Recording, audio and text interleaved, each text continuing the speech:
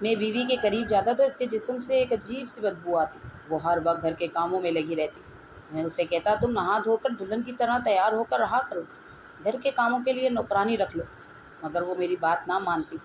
میں ایک امیر شخص تھا، اپنی زندگی انجوائے کرنا چاہتا تھا، مگر بیوی میری بات سمجھنے کو تیار نہ تھی، اس لیے اب میں دوسری شادی کرنا چاہتا تھا۔ ایک رات بیوی سے دوسری شادی کے لیے اجازت مانگی تو وہ بولی کل رات کو بتاؤں گی۔ اگلی رات بیوی نے کہا ٹھیک ہے تم دوسری شادی کر لو، مجھے کوئی اعتراض نہیں، بس میری ایک شرط ہے۔ میں فوراً سے بیوی کی شرط ماننے کے لیے تیار ہو گیا۔ وہ اٹھ کر میرے پاس آئی اور ایک سفید کپڑا میرے ہاتھ پر رکھ دیا۔ میرے تو سر پر آسمان ٹوٹ پڑا جب میں نے آج آفس کے لیے جلدی نکلنا تھا اور میری بیوی تھی کہ کچن میں کھڑی میرے لیے ناشتہ بنا رہی تھی۔ اگر میں غصے میں اٹھ کر چلا جاتا تو وہ ہمیشہ کی طرح ناراض ہو جاتی۔ میں نے اسے کئی بار کہا تھا کہ کھانا بنانے کے لیے کوئی میڈ وغیرہ رکھ لو، مگر وہ میری بات کہاں مانتی تھی۔ آخر کار میں نے غصے میں چیخ کر کہا بیگم کہاں ہو تم، کیوں اتنی دیر لگا رہی ہو؟ کب سے ناشتہ مانگ رہا ہوں، ہمیشہ کی طرح آج بھی میں کام پر لیٹ پہنچوں گا، تمہیں پتہ بھی ہے آج سے میں نے ایک نیا کام شروع کرنا ہے اور مجھے جلدی وہاں پہنچنا ہے۔ میں کمرے میں بیٹھ کر اپنی بیوی کو آوازیں لگانے لگا، جو 1 گھنٹے پہلے یہ کہہ کر گئی تھی آپ تیار ہو جائیں، میں 10 منٹ میں کھانا بنا کر آتی ہوں، اور ابھی تک وہ نہیں آئی تھی۔ میں غصے میں بیٹھا دروازے کی طرف دیکھ ہی رہا تھا کہ اچانک وہ ہاتھ میں ٹرے اٹھائے اندر داخل ہوئی۔ اس کے چہرے پر مسکراہٹ تھی۔ ندیم آپ بھی بچوں کی طرح شور مچانے لگ جاتے ہیں، کچھ دیر صبر کر لیا کریں، آخر ناشتہ بنانے میں ٹائم تو لگتا ہے نا۔ میں آپ سے پوچھ کر تو گئی تھی، آپ نے خود کہا تھا ابھی آدھا گھنٹہ ہے میرے پاس، بس میں 15 منٹ ہی تو لیٹ ہوئی ہوں۔ وہ مسکرا کر میرے ساتھ صوفے پر بیٹھ گئی، جبکہ میرے چہرے پر کوئی مسکراہٹ نہیں تھی۔ مجھے ایسا لگتا تھا کہ میں اپنی زندگی سے تھک چکا ہوں، بہت بیزار ہو گیا ہوں۔ میں نے چپ چاپ ناشتہ کرنا شروع کر دیا۔ تھوڑی دیر بعد وہ کمرے سے اٹھ کر باہر چلی گئی، شاید وہ بچوں کو اسکول کے لیے تیار کر رہی تھی۔ ناشتہ کرنے کے بعد جب میں باہر آیا تو میرے دونوں بیٹے اسکول کے لیے تیار کھڑے تھے۔ ہم تینوں گھر سے باہر نکل گئے اور جاتے جاتے میں نے انہیں ان کے اسکول بھی چھوڑ دیا۔ یہ ہمارا روز کا معمول تھا۔ میری زندگی انتہائی بورنگ گزر رہی تھی، ایسا لگتا تھا کہ زندگی میں کوئی مزہ ہی نہیں ہے۔ جیسے ہی میں اپنے گودام پر پہنچا، وہاں سلیم کو دیکھ کر میرے چہرے پر خوشی آ گئی تھی۔ وہ میرا جگری دوست تھا جو آج بنا بتائے اتنے عرصے بعد گودام پر آیا تھا۔ ارے واہ سلیم، آج تو تم نے میرا دل خوش کر دیا، اگر تم بتا دیتے تو میں گھر سے تمہارے لیے یہیں پر ناشتہ ہی لے آتا۔ میں تو ناشتہ کر کے آیا ہوں، چلو تمہیں کسی اچھی جگہ پر ناشتہ کروا دیتا ہوں، میں نے جاتے ساتھ ہی کہا تو اس نے میرا ہاتھ پکڑ کر مجھے وہیں پر بٹھا دیا۔ ایسی بات نہیں ہے، میں ناشتہ کر کے آیا ہوں، تمہیں پتہ تو ہے اپنی بھابھی کا ایسے گھر سے کہاں نکلنے دیتی ہیں۔ یہ میری شادی کا کارڈ ہے، تمہیں دینے کے لیے آیا ہوں، بس چند دوستوں کو ہی بلایا ہے۔ دوسری شادی کر رہا ہوں اسی لڑکی سے جسے میں پہلی بیوی سے بھی پہلے پسند کرتا تھا۔ جیسے ہی سلیم نے یہ کہا تو میری آنکھیں پھٹی کی پھٹی رہ گئی۔ ارے یہ کیا کہہ رہے ہو، تمہارے تو بچے بھی ہیں اور تم دوسری شادی کرنے لگے ہو، کیا تمہاری پہلی بیوی مان گئی ہے؟ میں نے حیرت اور شوق کے ملے جلے جذبات کے ساتھ کہا تو وہ مسکراتے ہوئے بولا کہ ہاں وہ کیوں نہیں مانتی، آخر اسے کیا اعتراض ہو سکتا ہے جب میں نے اس کی کسی چیز میں کوئی کمی نہیں کی۔ دونوں کے گھر علیحدہ بنوائے ہیں، وہ بچوں کے ساتھ رہے گی اور میں اپنی نئی زندگی میں عیش کروں گا، اور پھر جب دوسری بھی پرانی ہو جائے گی تو دونوں کو برابر کا وقت دوں گا۔ آخر کار میں مرد ہوں، 4 شادیاں جائز ہے۔ مجھ پر سلیم نے ہنستے مسکراتے اتنے بڑے بات کر دی تھی جو میرے گلے سے نیچے نہیں اتر رہی تھی، تو ہضم کہاں سے ہوتی۔ سلیم پھر بھی کیا تمہاری بیوی نے کوئی اعتراض نہیں کیا، اس نے جھگڑا نہیں کیا، کیا یہ نہیں کہا کہ وہ اپنے میکے چلی جائے گی جیسے میں نے کہا؟ تو سلیم نے کہا یار واقعی تم بہت سوچتے ہو، تمہیں پتہ تو ہے کہ اس کے ماں باپ اس دنیا میں نہیں ہے، وہ کیوں بھائی کے گھر جا کر بیٹھے گی اور اس پر بوجھ بنے گی۔ جب عورتوں پر مرد کوئی فیصلہ مسلط کر دیتے ہیں تو وہ خود بخود مان ہی جاتی ہیں۔ شروع میں تھوڑی بہت ناراضگی رہتی ہے، لیکن اب وہ خود میرے نکاح کی تیاریاں کروا رہی ہے، بس زیادہ لوگوں کو نہیں بلا رہا، گنتی کے چند لوگ ہوں گے، اور ولیمہ بھی نہیں کر رہا، بس نکاح میں شرکت کرنی ہے تم نے۔ سلیم یہ کہتا ہوا وہاں سے اٹھنے لگا تو میں نے اس کا ہاتھ پکڑ کر اسے وہیں پر بٹھا دیا۔ दूल्हे मियाँ ऐसे नहीं जाने दूंगा। मिठाई मंगवाते हैं, यहीं पर तुम्हारी दूसरी शादी की खुशी में मुंह मीठा करते हैं, फिर चले जाना। मैंने इसी वक्त ही अपने एक वर्कर को बुलाया और उसे पैसे देकर मिठाई लेने के लिए भेज दिया। ना जाने मेरे दिल में क्यों अजीब हलचल मच गई थी। दरअसल मुझे भी तो शुरू से 2 शादियों का शौक था। अगरचे मैंने कभी इस बारे में सोचा नहीं था कि मैं दूसरी शादी कर सकता हूँ। मुझे तो ये एक बहुत बड़ा मौका लगता था, जो मैं बिल्कुल भी सर नहीं कर सकता था। लेकिन सलीम की बातें मेरे दिल पर असर कर गई थी। थोड़ी देर बाद मिठाई आई, हम दोनों ने मिलकर मिठाई खाई और फिर वो वहाँ से चला गया। मिठाई का छोटा डब्बा अभी मेरे टेबल पर पड़ा था। मैंने एक दूसरा रसगुल्ला उठाया और उसे पूरा ही मुंह में डाल दिया। मुझे तो वैसे मिठाई पसंद थी और सलीम की दूसरी शादी की खुशी में मुझे भी लग रहा था कि मैं भी दूसरी शादी का फैसला जल्द कर लूँगा। मेरी बोरिंग सी ज़िंदगी में अब हल्की फुल्की बहार आ गई थी। दिल था कि हवाओं में उड़ रहा था। मैं फौजिया के बारे में सोचने लगा था। वो मेरी कुलीग थी। अपना कारोबार शुरू करने से पहले हम एक ही ऑफिस में काम करते थे और अब भी वो वहीं काम कर रही थी। मगर मैंने तो माशाल्लाह से अपना कारोबार खड़ा कर लिया था और जो ठीक ठाक चल रहा था। मैं सारा दिन हंसी खुशी काम संभालता रहा था और फिर जब शाम को इसी आधी मिठाई के डब्बे को लेकर घर पहुंचा तो फ़ायज़ा और बच्चे खुशी से मुस्कुरा उठे। बच्चे खुश हो गए कि मैं इनके लिए मिठाई लेकर आया हूँ और फ़ायज़ा भी खुश थी, मगर फिर पूछने लगी कि खैर तो है, ये मिठाई किस खुशी में है। जैसे इसने ये कहा तो मेरी बोलती बंद हो गई।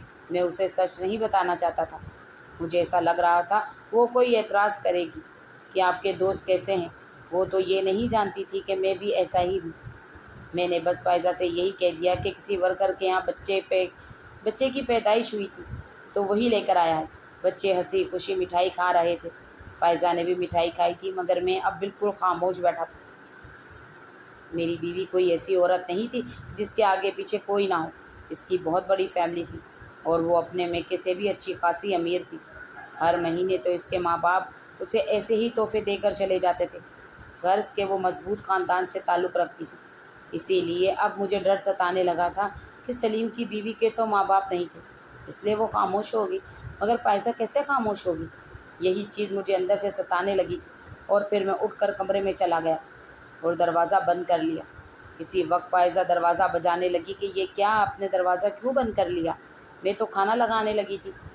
तो मैंने अंदर से आवाज़ दे दी कि मेरी तबीयत ठीक नहीं है, तुम बच्चों को खिला दो और तब तक मैं आराम कर लूँ।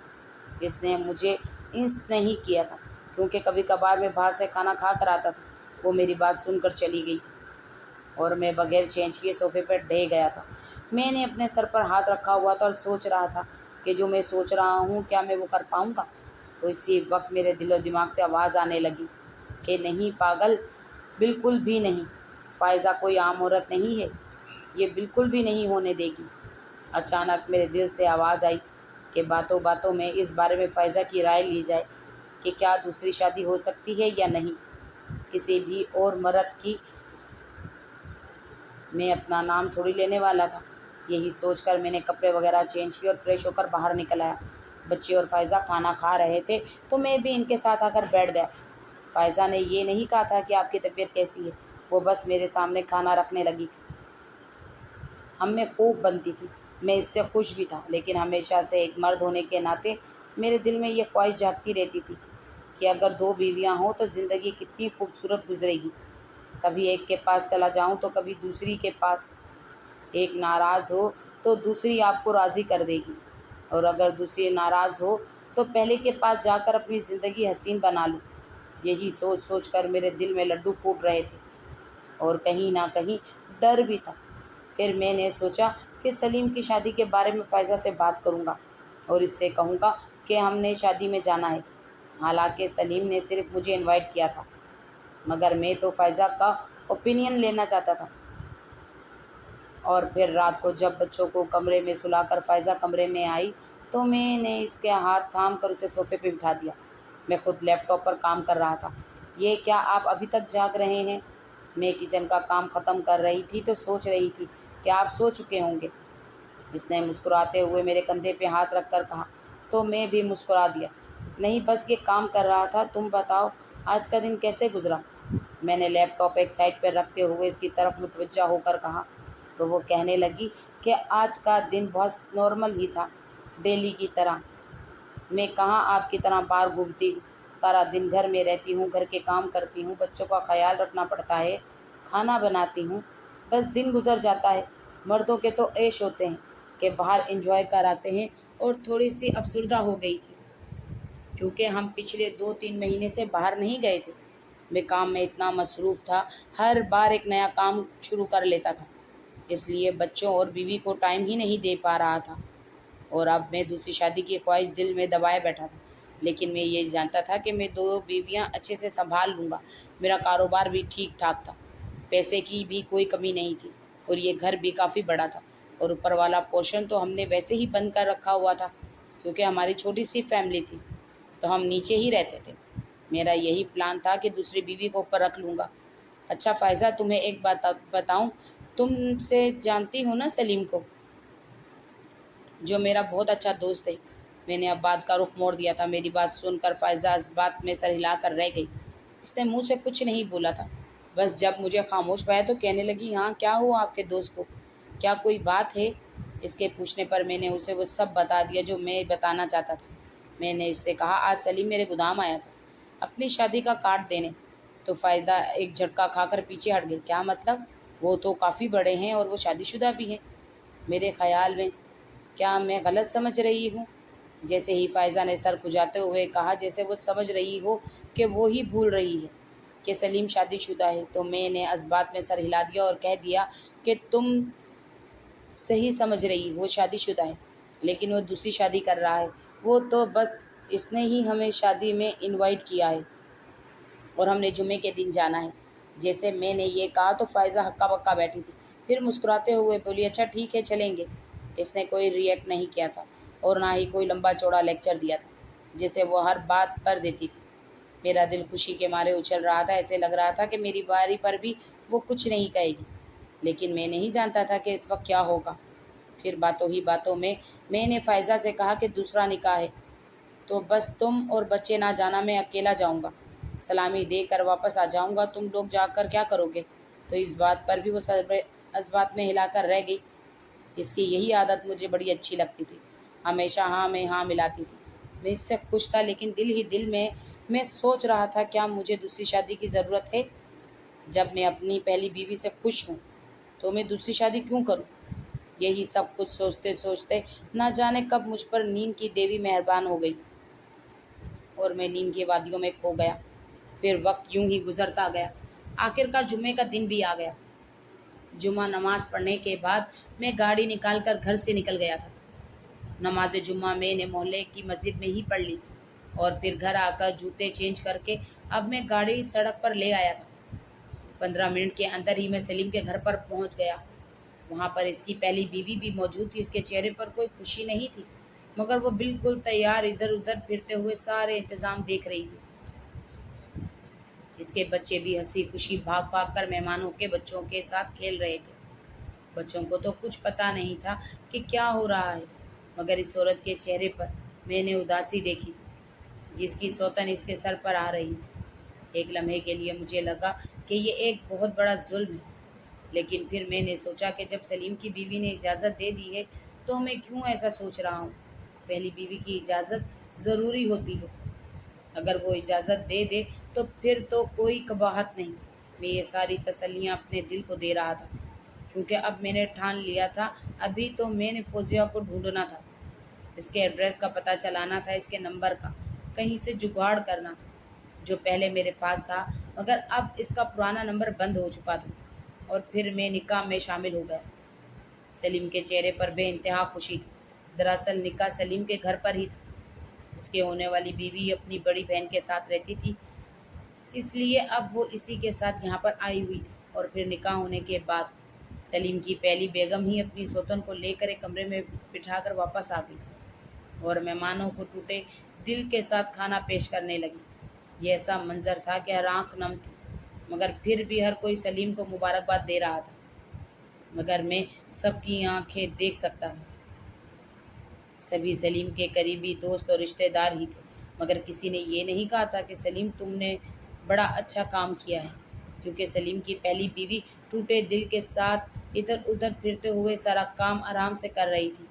اس نے کوئی شکایت نہیں کی تھی اور نہ ہی چہرے پر کوئی ایسا رنگ لائی تھی کہ لوگ اس پر ہمدردی کرتے، لیکن پھر بھی انسان تو انسان ہوتا ہے، اور انسان کی آنکھیں ہوتی ہے جو سب کو سامنے والے کا چہرہ بڑے آسانی سے دکھا دیتی ہے۔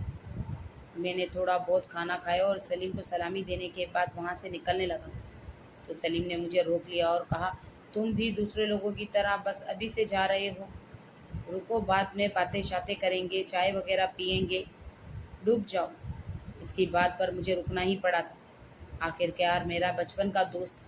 تھوڑی دیر بعد سب لوگ چلے گئے تھے تو سلیم نے اپنے کچن میں اپنی پہلی بیوی کو چائے کا آرڈر دیا اور مجھے لے کر چھت پر پہنچ گیا۔ ابھی شام نہیں ہوئی تھی، عصر کا وقت تھا۔ تھوڑی دیر کے اندر ہی اس کی بیوی بیچاری وہیں پر چائے کے 2 کپ لے کر آ گئی تھی۔ وہ جانے لگی تو میں نے اسے روک لیا۔ بھابھی، 1 منٹ بات سنیں۔ وہ بیچاری رک گئی تھی۔ میں نے اسی وقت ہی سلیم کے سامنے اس کی پہلی بیوی سے کہا، کیا آپ اس شادی سے خوش نہیں ہیں؟ کیا آپ کو کوئی اعتراض ہے؟ کیا اس نے آپ کے ساتھ زبردستی کی کہ آپ اس کی ہاں میں ہاں ملائیں؟ سلیم میرا دوست تھا، میں اس کے سامنے یہ بات بڑی آسانی سے کر رہا تھا۔ سلیم کے چہرے پر کوئی ناگواری نہیں آئی تھی کیونکہ وہ سچا تھا۔ اس کی بیوی نے بھی پھر یہی کہا کہ نہیں بھائی، مجھے کوئی اعتراض نہیں ہے۔ سلیم مرد ہے، انہیں 4 شادیاں کرنے کی اجازت ہے، اور پھر انہوں نے وعدہ کیا ہے کہ یہ اپنی دلہن میں اور مجھ میں کوئی فرق نہیں کریں گے، تو پھر مجھے کیا ہی اعتراض ہو سکتا ہے؟ ایک عورت کو تو یہی سب چاہیے ہوتا ہے۔ ہمارے پاس چھت ہے، میرے بچے ہیں، یہ ہمارا نان نفقہ کا خرچ اٹھائیں گے، تو میں اور کچھ نہیں چاہتی۔ یہ کہتے ہوئے سلیم کی بیوی کی آواز مجھے کانپتی ہوئی محسوس ہو رہی تھی، مگر چہرے پر مسکراہٹ تھی۔ پھر وہ وہاں سے چلی گئی تھی تو میں بھی اب خاموش ہو گیا تھا۔ سلیم کہنے لگا کہ دیکھا، تمہیں کیا لگا تھا کہ میں جھوٹ بول رہا ہوں؟ میں کوئی ایسا ویسا مرد نہیں ہوں جو پہلی بیوی کی اجازت کے بغیر دوسری شادی کر رہا ہے۔ میں نے پہلی اپنی بیوی سے اجازت لی، اس کے بعد ہی دوسری شادی کی بات چلائی ہے۔ سلیم چائے پیتے ہوئے مسکرا رہا تھا، مگر میں چائے نہیں پی رہا تھا۔ اب تمہیں کیا ہوا ہے؟ کیا اب بھی تمہیں کوئی شک ہے؟ جیسے ہی سلیم نے میرے کندھے پہ ہاتھ رکھتے ہوئے مجھے جھنجھوڑا تو میں نے نفی میں سر ہلا دیا۔ نہیں یار، ایسی بات نہیں ہے، میں ایک اور کشمکش سے گزر رہا ہوں۔ بس تمہیں کیا کہوں، مجھے خود ہی سمجھ نہیں آتی کہ میں کیا کروں۔ میں نے دل کی حالت اسے بتائی تو اس نے چائے کا کپ میز پر رکھا اور کہنے لگا کہ تم مجھے بتاؤ کیا بات ہے۔ میں تمہاری ساری مشکلات حل کرنے میں تمہاری مدد کروں گا، لیکن تمہیں مجھے سب کچھ سچ سچ بتانا ہوگا۔ جیسے ہی سلیم نے کہا تو میں نے سب کچھ سچ اگل دیا کہ میں بھی کب سے دوسری شادی کے لیے تڑپ رہا ہوں، مگر مجھے سمجھ نہیں آتی کہ میں فائزہ سے کس طرح بات کروں۔ مجھے نہیں لگتا کہ وہ مانے گی، لیکن تمہاری شادی کے ذکر کے وقت اس نے بس مسکرا کر یہی کہا تھا کہ ہاں وہ شادی میں آئے گی۔ اس نے کوئی اعتراض نہیں کیا کہ تم دوسری شادی کیوں کر رہے ہو، اس لیے مجھے لگتا ہے کہ وہ مان جائے گی، لیکن دوسری طرف میرا دل ڈرتا ہے۔ میں نے اتنی لمبی تقریر ایک ساتھ کی تو سلیم نے میرے کندھے پر ہاتھ رکھا اور کہنے لگا کہ یار، تم ایک مرد ہو، یوں گھٹ گھٹ کر جینے سے اچھا ہے کہ تم ہی ایک بار میں بھابھی سے بات کر لو، اس سے اجازت لو اور اپنی مرضی کی دوسری عورت سے شادی کرو۔ بے شک تم بھابھی سے خوش ہو، لیکن یہ تمہارا حق ہے، تم مرد ہو کر ایک بیوی پر گزارا نہیں کر پا رہے، تو تم دوسری شادی کر سکتے، بالکل اسی طرح جیسے میں نے کی ہے۔ نگہت اچھی عورت ہے، اس سے میرے بچے بھی ہیں، میں خوش ہوں، ہر چیز ٹھیک ٹھاک چل رہی ہے، لیکن میرے دل میں ایک کھوٹ اٹھتی تھی کہ میرے پاس دوسری بیوی ہو جو کم عمر ہو، حسین ہو، میرا خیال رکھے اور میں پھر سے جوانی کی طرف لوٹ جاؤں۔ تو بس اسی لیے میں نے شادی کی ہے، اور تم بھی کر سکتے ہو۔ ڈرنے کی بالکل بات نہیں ہے۔ جس طرح میں نے تقریر کی تھی، سلیم نے بھی بالکل اسی طرح ہر چیز ڈیٹیل سے مجھے سمجھا دی تھی۔ میں اس کی باتیں بڑے غور سے سن رہا تھا۔ پھر اس نے کہا کہ ڈرنے کی بالکل بھی بات نہیں ہے، تم مجھے بتاؤ، کیا تمہیں کوئی پسند ہے؟ اس کی اس بات پر میرے چہرے پر مسکراہٹ آ گئی تھی۔ سلیم، تمہیں فوزیہ یاد ہے جو ہم سے 3 سال جونیئر تھی؟ وہ ابھی اپنے بھائی بھابھی کے ساتھ رہتی ہے اور ابھی تک اس نے شادی بھی نہیں کی۔ 6 ماہ پہلے میں نے تو نوکری چھوڑ کر کاروبار شروع کر لیا تھا، مگر مجھے امید ہے کہ وہ اب بھی اسی کمپنی میں کام کرتی ہوگی۔ میرا دل چاہتا ہے کہ اس سے دوسری شادی کر لوں۔ وہ بڑی ہی حسین تھی، اور اگر اماں ابا مجھے فائزہ سے شادی پر مجبور نہ کرتے تو شاید میں فوزیہ کا ذکر کر دیتا، مگر تمہیں پتہ تو ہے کہ اماں ابا بڑے سخت تھے۔ کہتے تھے کہ خاندان میں ہی شادی ہوگی، لیکن اب تو وہ نہیں رہے تو میں اپنی مرضی کر سکتا ہوں۔ میری بات سن کر سلیم نے ہنستے ہوئے کہا کہ یار تمہیں ابھی تک وہ نہیں بھولی؟ وہ بری آنکھوں والی بڑی ہی خوبصورت لڑکی تھی، لیکن اب تو وہ میری بھابھی بننے والی ہے۔ یہ کہہ کر وہ پیٹ پر ہاتھ رکھ کر ہنسنے لگا تھا اور میں بھی ہنسنے لگا تھا۔ دل ہلکا کرنے کے بعد آخرکار ہم دونوں نیچے آ گئے تھے، اور پھر میں نے سلیم سے اجازت لی اور اسے خدا حافظ کہنے کے بعد میں اس کے گھر سے نکل آیا تھا، اور پھر گاڑی میں بیٹھ کر میں اپنے گھر کی طرف روانہ ہو گیا۔ سارا راستے میں یہی سوچتا رہا تھا کہ اب مجھے فوزیہ کے بارے میں پتہ لگانا ہوگا۔ اگلی صبح میں کام پر جانے کی بجائے اس کمپنی میں پہنچ گیا جہاں پر میں کچھ عرصے پہلے کام کرتا تھا۔ مجھے وہاں سے پتہ چلا کہ فوزیہ اب بھی یہیں پر کام کرتی ہے، مگر فی الحال وہ ایک ہفتے کی چھٹی پر اپنے کسی رشتہ دار کی شادی میں گئی ہوئی ہے۔ مجھے یہ سن کر بڑی مایوسی ہوئی تھی۔ میں ایک ہفتے کا انتظار بالکل بھی نہیں کر سکتا تھا۔ نکاح کے لیے تو میں مہینے کا بھی انتظار کر سکتا تھا، لیکن فوزیہ سے بات کرنے کے لیے میں 1 منٹ کا بھی کیا 1 پل کا بھی انتظار نہیں کر سکتا تھا۔ میں نے وہیں سے فوزیہ کا نمبر حاصل کرنے کی کوشش کی، مگر یہ کمپنی کے اصول کے خلاف تھا، تو انہوں نے مجھے وہیں سے بھیج دیا۔ مگر میں وہاں سے گیا نہیں تھا۔ تھوڑی دیر بعد پھر اسی کاؤنٹر پر گیا اور اس لڑکی کو 5,000 کا کرارا نوٹ دکھایا تو وہ مسکراتے ہوئی بولی کہ سر آپ بڑے ڈھیٹ ہیں، بتائیں میں آپ کی کیا ہیلپ کر سکتی ہوں؟ تو میں نے اس سے کہا جو میں نے تم سے پہلے کہا تھا، بس وہی ہیلپ کر دو، مجھے فوزیہ کا کانٹیکٹ نمبر دے دو تو بڑی مہربانی ہوگی۔ پہلی مرتبہ میں نے یہ 2 نمبری کام کیا تھا، آخر کیا کرتا، دل کے معاملے میں 2 نمبری تو کرنی ہی پڑتی ہے۔ 5 منٹ کے اندر ہی فوزیہ کا نمبر میرے موبائل میں سیو ہو چکا تھا اور میں باہر اپنی گاڑی میں بھی آ چکا تھا۔ میں نے اسی وقت ہی واٹس ایپ پر میسج کیا تو وہ آن لائن نہیں تھی۔ میں ڈائریکٹ کال نہیں کرنا چاہتا تھا، کیونکہ بھلے ہی ہم نے کالج میں ایک ساتھ پڑھا تھا، وہ ہماری جونیئر تھی، لیکن جانتی تو تھی، اور پھر آفس میں بھی ساتھ کام کیا تھا، لیکن کبھی اتنی فرینکنیس نہیں ہوئی تھی کہ میں اسے ایسے ہی کال کر دوں۔ لیکن اب مجھ سے انتظار نہیں ہو رہا تھا، ڈبل ٹک نہیں لگے تھے، جس کا یہی مطلب تھا کہ وہ آن لائن نہیں ہے۔ مرتا کیا نہ کرتا، میں نے اسی وقت ہی کال ملا دی تو دوسری طرف نمبر مصروف جا رہا تھا، تو مجھے اور بھی زیادہ الجھن ہونے لگی کہ یہ کیا بات ہوئی۔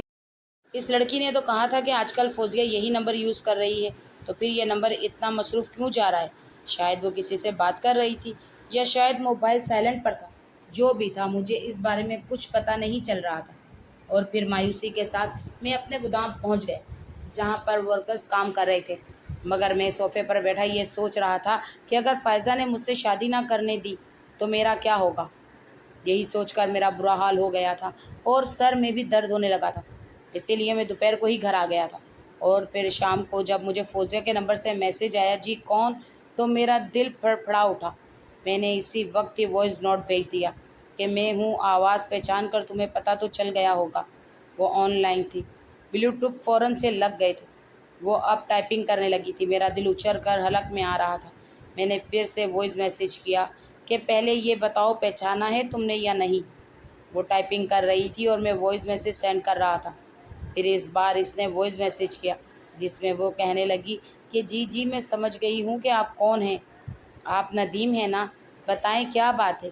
اس کے لہجے میں مجھے تھوڑی سی مٹھاس محسوس ہو رہی تھی، تو میں نے اس سے کہا کہ بس کچھ زیادہ خاص بات تو نہیں ہے، آپ کا ویسے ہی حال احوال پوچھنا تھا، کمپنی چھوڑنے کے بعد سے آپ سے بات ہی نہیں ہوئی، تو بس اسی لیے آپ کو میسج کیا تھا۔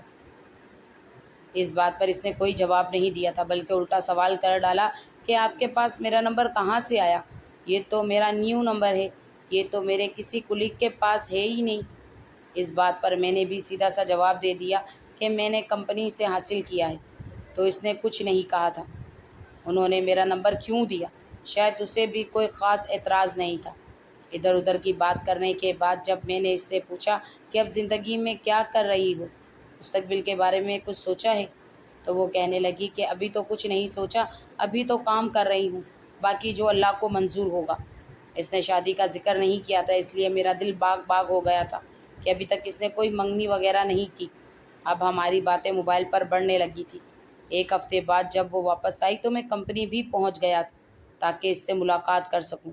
وہ دیکھ کر حیران رہ گئی تھی، لیکن میں نے اس سے کہا کہ یہاں سے گزر رہا تھا تو سوچا تم سے ملتا ہوا جاؤں، آخر کو کالج کے زمانے کی دوستی ہے۔ وہ ویسے بھی اچھی لڑکی تھی، آرام سے بات کر لیتی تھی، مگر جلدی کسی مرد کے ساتھ فری نہیں ہوتی تھی۔ مگر ہمارا تو بہت پرانا ساتھ تھا، اس لیے بڑے آرام سے بات کر رہی تھی اور میرے لیے چائے سموسے بھی منگوائے تھے۔ دراصل اب وہ اس کمپنی میں مینیجر کے طور پر کام کر رہی تھی۔ وہ ایک بہت بڑی پوسٹ پر تھی اور اس کی تنخواہ بھی اچھی تھی۔ وہ فائنینشلی طور پر انڈیپینڈنٹ تھی، اس لیے مجھے ڈر لگا رہا تھا کہ کہیں اس نے شادی کا ارادہ ترک تو نہیں کر دیا۔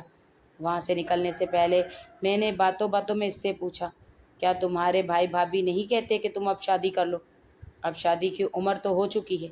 اس بات پر وہ کہکا لگا کے بولی کہ وہ تو ہر وقت کہتے ہیں، ان کا تو بس نہیں چلتا کہ مجھے بس کسی کے ساتھ بھی رخصت کر دیں، مگر میرا ابھی شادی کا کوئی ارادہ نہیں ہے۔ مجھے ایسے لگتا ہے کہ شادی کی وجہ سے بندہ اپنی زندگی انجوائے نہیں کر سکتا، بس ایک رشتے میں بند کر رہ جاتا ہے۔ اس لیے بس میں اس بارے میں نہیں سوچتی۔ اس کی اس بات پر میں خوش ہو گیا تھا کہ ابھی اس نے کسی کو پسند نہیں کیا، کیونکہ میں جانتا تھا کہ وہ جھوٹ نہیں بولتی۔ اگر اس کا کسی سے شادی کا ارادہ ہوتا تو وہ مجھے ضرور بتا دیتی۔ ایک طور پر میں خوش بھی ہو رہا تھا کہ اس نے کسی کو پسند نہیں کر رکھا، مگر دوسری طرف میں اداس بھی ہو رہا تھا کہ اگر مجھے بھی اس نے ایسے ہی انکار کر دیا تو کیا ہوگا۔ وہ یہ بھی جانتی تھی کہ میں شادی شدہ ہوں اور میرے 2 بیٹے بھی ہیں۔ بس میں نے اس سے کہہ دیا تھا کہ اپنی پچھلی دوستی کو بحال کرتے ہیں، اب ایک دوسرے سے بات چیت کرتے رہیں گے، اور اگر تم میرے کاروبار میں آنا چاہو تو موسٹ ویلکم۔ اس بات پر وہ کہنے لگی کہ نہیں، میں یہیں پر ٹھیک ہوں، میرے پاس اتنا سرمایہ نہیں ہے کہ میں آپ کے ساتھ پارٹنرشپ کروں۔ تو میں نے بھی مسکراتے ہوئے کہا کہ آپ سے برابر کا سرمایہ کون پاگل لے گا، آپ کے پاس جتنے ہیں آپ شامل کر لیجیے گا، ہم 50-50 کے پارٹنر بن جائیں گے۔ اس بات پر وہ تھوڑا سا مسکرائی تھی، لیکن پھر نفی میں سر ہلا دیا تھا، جس کا یہی مطلب تھا کہ وہ انٹرسٹڈ نہیں ہے۔ مگر میں نے اس کے چہرے پر 1000 رنگ دیکھے تھے۔ میں جانتا تھا کہ وہ ایک سمجھدار لڑکی ہے، اور میں یہ بھی جانتا تھا کہ یہ آفر اسے اچھی تو لگی ہے، مگر وہ حیران ہے کہ میں کیسے اتنے کم پیسوں میں اسے 50-50 کا پارٹنر بنانے کا کہہ رہا ہوں۔ اسے کیا پتا تھا کہ دل کے ہاتھوں مجبور ہوں اور اسے کب سے دل میں بسائے ہوئے ہوں۔ یہ الگ بات تھی کہ اپنی شادی کے بعد میں نے فوزیہ کو بالکل ہی بھلا دیا تھا۔ میں اپنی بیوی سے محبت کرنے لگا تھا، بچے ہو گئے تھے، پھر کاروبار میں لگ گیا، تو اس کے بارے میں کبھی سوچا ہی نہیں۔ شاید سچی محبت نہیں تھی، بس ایسے ہی وہ لڑکی مجھے اچھی لگتی تھی۔ اچھی لگنے اور محبت میں بہت فرق ہوتا ہے۔ اگر محبت ہوتی تو شاید میں اس وقت اماں ابا سے لڑ جاتا کہ مجھے فائزہ سے نہیں فوزیہ سے شادی کرنی ہے، لیکن میں تو اس وقت بھی خوش ہو گیا تھا کہ چلو شادی تو ہو رہی ہے۔ 2-4 روز بعد مجھے فوزیہ کا میسج آیا، وہ کہہ رہی تھی، اس دن آپ پارٹنرشپ کی بات کر رہے تھے تو میں نے اپنے بھائی سے بات کی ہے، وہ کہتے ہیں کہ مجھے اپنی طرف سے کچھ پیسے دیں گے تو میں آپ کے ساتھ پارٹنرشپ کے لیے تیار ہوں۔ میں 50-50 تو نہیں کر پاؤں گی، اگر آپ تو مجھے 30 یا 40% کا شیئر دے دیں۔ اس بات پر میں نے اسے کال کر ڈالی۔ میں چھت پر چلا گیا تھا۔ اس نے میرے کال ریسیو کی اور کہنے لگی کہ ارے آپ نے تو کال ہی کر ڈالی، میں تو بھیا بھابھی کے ساتھ بیٹھی تھی، فوراً سے وہاں سے بھاگ کر آئی ہوں۔ اس کی اس بات پر مجھے تھوڑا شک ہوا کہ وہ بھی میرے بارے میں اس طرح کا کچھ سوچ رہی ہے۔ میں نے اس سے کہا کہ فوزیہ، میں نے تمہیں اس دن کہا تو تھا کہ تم جتنے بھی پیسے دو، مگر پھر بھی تم پروفٹ میں 50-50 کی پارٹنر بن سکتی ہو۔ آخر کار ہمارے لڑکپن کا ساتھ ہے، کیا میں تمہارے لیے اتنا بھی نہیں کر سکتا؟ اور دوسری بات کہ تم کتنے تجربے کار ہو، تم نئے نئے کاروبار کے آئیڈیاز دو گی تو میرا بھی تو فائدہ ہی ہوگا۔ میں ہنستے مسکراتے چھت پر ٹہلتے ہوئے سے بات کر رہا تھا۔ مجھے ایسا لگ رہا تھا کہ راستہ صاف ہے، لیکن میں نے یہ سوچ لیا تھا کہ پہلے اسے پارٹنر بناؤں گا، اس کے بعد شادی کی بات کروں گا تو وہ انکار نہیں کر پائے گی، اور اس دوران میں فائزہ سے اس کی رضامندی بھی لے لوں گا۔ مجھے ایسا لگ رہا تھا کہ میرا راستہ صاف ہو گیا ہے۔ میں یہ نہیں سمجھ پا رہا تھا کہ میں اور زیادہ الجھتا جا رہا ہوں۔ اگلے ہفتے سے ہی فوزیہ اپنی جاب چھوڑ کر میرے آفس آنے لگی تھی۔ گودام کے پاس ہی میں نے ایک بہت بڑا آفس بنایا تھا، جس میں ہم بیٹھ کر کاروباری ڈسکشن وغیرہ کرتے تھے۔ فوزیہ کو آتے ساتھ ہی میں نے کہہ دیا تھا کہ یہ اب تمہارے اپنا آفس ہے، تم 50-50% کے مالک ہو، تو تم اپنی مرضی سے آ جا سکتی ہو، تمہیں کوئی روک ٹوک نہیں ہے، اور جب بھی چاہو تم کام کے سلسلے میں یا کسی بھی صورت میں یہاں سے پیسے لے سکتی ہو۔ اس بات پر وہ مسکراتے ہوئے بولی کہ ندیم، یہ تو تمہاری کرم نوازی ہے، لیکن ایک بات میں کہنا چاہتی ہوں، یہ مجھے میرے بھیا نے سکھائی ہے کہ کاروباری معاملات میں کوئی دوستی نہیں ہوتی، اس لیے میں یہ ایگریمنٹ لائی ہوں۔ تم نے خود ہی کہا تھا کہ میں 50% کی مالک ہوں، تو یہاں پر ہم دونوں کے سائن ہو جائیں گے، تو پھر یہ پروف رہے گا کہ ہم اس کاروبار میں 50% کے مالک ہیں۔ اس بات پر میں تھوڑا سا ہچکچایا، لیکن پھر جب میرے دل میں شادی کی بات آئی تو میں نے وہاں پر سائن کر دیے۔ تو وہ مسکراتے ہوئے بولی کہ تم بہت اچھے ہو، میں تو ویسے ہی تم سے دور دور رہتی تھی، اب میں تمہارے ساتھ مل کر کام کروں گی اور دیکھنا ہم دونوں کی محنت رنگ لے آئے گی۔ میں اتنا خوش ہو رہا تھا، دل میں لڈو پھوٹ رہے تھے۔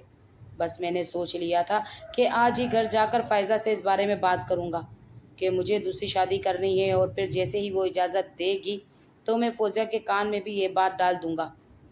اور میں اسے اچھے سے جانتا تھا، وہ مجھ میں انٹرسٹ لے رہی ہے، وہ تو اب میری پارٹنر بھی تھی، تو وہ مجھے شادی کے لیے کیسے انکار کر سکتی تھی؟ اور اوپر سے اس کی عمر بھی تو اب اچھی خاصی ہو گئی تھی۔ بے شک وہ مجھ سے تھوڑی کم عمر تھی، لیکن کوئی بہت زیادہ جوان تو نہیں تھی کہ اب اسے کوئی ایسا لڑکا ملتا جو کنوارا ہو۔ وہاں ہم نے سارا دن ایک ساتھ کام کے سلسلے میں گزارا تھا، مگر میری نظریں صرف اور صرف فوزیہ کے چہرے پر تھی۔ میں اس پر سے نظریں نہیں ہٹا پا رہا تھا۔ گلابی رنگ کے جوڑے میں وہ بہت حسین لگ رہی تھی۔ دل چاہ رہا تھا کہ اسے لے کر کورٹ چلا جاؤں اور ہم کورٹ میرج کر لیں، لیکن ابھی تو میں نے یہ بات اس کے سامنے رکھی ہی نہیں تھی، اس لیے میں اپنے جذبات کا اظہار اس سے نہیں کر سکتا تھا۔ لیکن میرا دل کہہ رہا تھا کہ وہ مان جائے گی۔ نہ جانے کیوں مجھے یہ الہام ہو رہا تھا۔ پھر رات کا ڈنر بھی ہم نے وہیں آفس میں ہی کیا اور 9 بجے تک وہیں پر بیٹھے رہے تھے۔ پھر وہ کہنے لگی کہ میری تو اب نیند سے بری حالت ہے، میں جا رہی ہوں۔ تو میں نے کہا ٹھیک ہے، میں تمہیں ڈراپ کر دیتا ہوں، تم اپنے ڈرائیور کو مت بلاؤ۔ تو وہ کہنے لگی کہ یہ تو بہت اچھی بات ہے، اگر مجھے روز پک اینڈ ڈراپ بھی مل جائے تو اور کیا چاہیے۔ میں نے تو آج کا کہا تھا، لیکن وہ روز کا ذکر کرنے لگی تھی، جس کا یہی مطلب تھا کہ وہ میرے ساتھ رہ کر خوش ہے۔ ہم دو گاڑی میں بیٹھے اور 10 منٹ کے اندر میں نے اسے اس کے گھر پر ڈراپ کیا۔ تو وہ کہنے لگی کہ اندر چلیں، بھائی بھابھی سے ملیں۔ تو میں نے کہا نہیں، پھر کبھی، رات ہے، اچھا نہیں لگتا۔ وہ بائے کرتی ہوئی چلی گئی تھی اور میں بھی اپنے گھر کی طرف روانہ ہو گیا تھا۔ جب میں گھر پہنچا تو میں یہ دیکھ کر حیران رہ گیا کہ ابھی تک بچے جاگ رہے تھے۔ میں نے فائزہ سے پوچھا تو وہ کہنے لگی کہ دراصل ان کے امتحانات آنے والے ہیں، تو بس اسی وجہ سے وہ تیاری کر رہے ہیں۔ آپ کہتے تو میں سلا دیتی ہوں۔ وہ سمجھ گئی تھی کہ میں بچوں کو جاگتا ہوا نہیں دیکھنا چاہتا۔ دراصل وہ سمجھ رہی تھی کہ میں اس کے ساتھ وہ وقت گزارنا چاہتا ہوں جو میاں بیوی اکیلے میں گزارتے ہیں۔ وہ غلط سمجھ رہی تھی۔ میں تو بس یہ چاہ رہا تھا کہ بچوں کی غیر موجودگی میں فائزہ سے وہ بات کروں جو میں کرنے کی ٹھان چکا تھا۔ میں نے اسے کہا کہ نہیں، بچے تو اپنے کمرے میں بیٹھے ہیں، تم بس کمرے میں آ جاؤ، مجھے تم سے ایک بہت ضروری بات کرنی ہے۔ تو وہ مسکراتے بیڈ پر آ کر بیٹھ گئی۔ میں جو بیڈ پر بیٹھا تھا، میں نے اس کا ہاتھ اپنے ہاتھوں میں لیا اور اس کی آنکھوں میں دیکھتے ہوئے کہا کہ فائزہ، میں نے تم سے ایک بہت ضروری بات کرنی ہے، اور اب میں جو بات کرنے جا رہا ہوں اسے تم نے بڑے تحمل کے ساتھ سننا ہے، یہ نہیں کہ تم نے ویسے ہی واویلا مچا دینا ہے۔ میں نے کہا تو وہ حیرت سے میری طرف دیکھتے ہوئے بولی، آپ بتائیں ایسی کون سی بات ہے، میں کیوں واویلا مچاؤں گی؟ آپ جانتے ہیں میں آپ کی ہر بات مان لیتی ہوں، تو یہ بھی آرام سے سن لوں گی۔ اس کے چہرے پر تھوڑی سی پریشانی آئی تھی، اسے لگ رہا تھا میں کوئی ایسی ویسی بات کرنے والا ہوں، مگر مجھ میں یہ ہمت نہیں رہی تھی۔ میں خاموش ہو کر بیٹھ گیا تھا۔ تو وہ کہنے لگی، ویسے بھی میں کچھ دنوں سے محسوس کر رہی ہوں آپ کے ساتھ کوئی مسئلہ ہے، آپ بتا بھی دیں۔ میں بھی کچھ دنوں سے یہ سوچ رہی تھی آپ سے پوچھوں، اگر آپ آج خود یہ بتا رہے ہیں تو یہ اچھی بات ہے۔ جیسے ہی اس نے مجھے تھوڑا حوصلہ دیا تو میں نے اپنی بات اس کے سامنے رکھ دی اور کہہ دیا کہ میں دوسری شادی کی خواہش رکھتا ہوں، مگر مجھے تمہاری اجازت کی ضرورت ہے۔ میں تم دونوں میں کوئی فرق نہیں کروں گا، میں تمہارے حقوق بھی پورے ادا کروں گا اور بچوں کے فرائض بھی۔ کبھی تم لوگوں کو کسی چیز کی کمی نہیں آنے دوں گا، تمہیں یہ محسوس ہی نہیں ہوگا کہ تمہارے سر پر سوتن آئی ہے۔ بس تم مجھے اجازت دے دو۔ جیسے ہی میں نے یہ کہا تو وہ عجیب نظروں سے میری طرف دیکھنے لگی، وہ بہت دکھی سی محسوس ہو رہی تھی۔ پھر وہ تلخی سے مسکراتے ہوئے بولی کہ ٹھیک ہے، میں آپ کو اجازت دیتی ہوں، لیکن میری ایک شرط ہے۔ اس کی یہ بات سن کر میں تھوڑا سا خوش ہوا تھا اور تھوڑا سا پریشان بھی۔ آخر اس کی کون سی شرط ہے؟ میں نے پوچھا تو وہ کہنے لگی، آپ مرد ہیں، آپ کو دوسری شادی کی بالکل اجازت ہے اور میں آپ کو روک نہیں سکتی اور نہ ہی میں روکنے کا حق رکھتی ہوں۔